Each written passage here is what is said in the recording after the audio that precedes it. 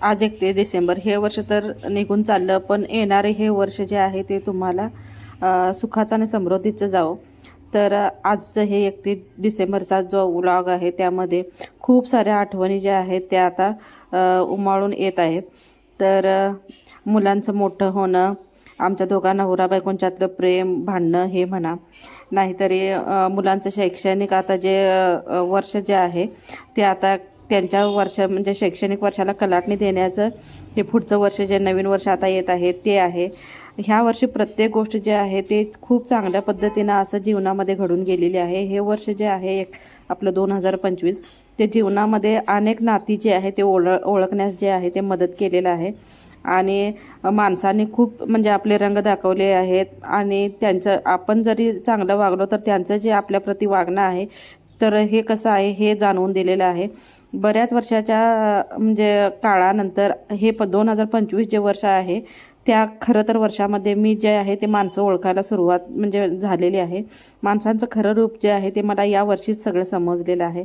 आणि खरं सांगायचं म्हणजे हे 2025 हे माझ्या कायम लक्षात राहील, कारण ह्याच वेळेला जे आहेत मला नाती गोती हे जे आहेत ते कळायला खूप मदत झालेली आहे.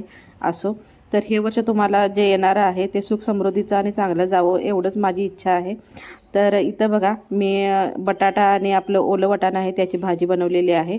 त्यामध्ये जे आता फोडणीसाठी वापरलेलं आहे म्हणजे मसाल्यासाठी वापरलेलं आहे ते म्हणजे आलं लसूण आणि खोबरं तीळ जिरं याची पेस्ट घालून अशी मी जी भाजी आहे ती इथं बनवलेली आहे. अगदी थोड्या वेळात कमी साहित्यात जी भाजी आहे ती व्यवस्थित अशी टेस्टी रस्सा भाजी इथं बनवलेली आहे. असं तुम्हीही कधीतरी असं करून बघा, म्हणजे तुम्हालाही याची टेस्ट जी आहे ती छान लागेल आणि परत पुन्हा पुन्हा अशा पद्धतीनं भाजी जी आहे ते तुम्ही बनवाल. आणि खरंच सांगते हे वर्ष जे गेलेलं आहे तर ह्या वर्षी माझे बाबा जे आहे ते मरणाच्या दारातून परत आलेले आहेत. आम्हाला त्यांची गॅरंटीच नव्हती, त्यामुळे 2025 हे वर्ष चांगले गेले. फरक इतकाच की जी नाती होती आहे ती ह्याच वर्षी मला कळाले. ज्यांना आपण आपलं मानतो ते कसे दगा देतात आणि कसं धोका देतात आणि आपल्याबद्दलच कसा गैरसमज पसरवतात. मग थोडक्यात सांगायचं म्हणजे आपले चांगलं झालेलं हे इतरांना बघवत नाही. आपण त्यांच्याशी कितीही प्रामाणिक राहिलो तरी कुठंतरी त्यांना सलतंच. तर असं हे वर्ष 2025चं काहीसं माझं गेलेलं आहे. मुलांच्या बाबतीत पुढचं येणारे वर्ष जे आहे ते चांगलं जावं आणि शिवाय तुम्हालाही चांगलं जावं एवढीच देवाच्या चरणी प्रार्थना आहे.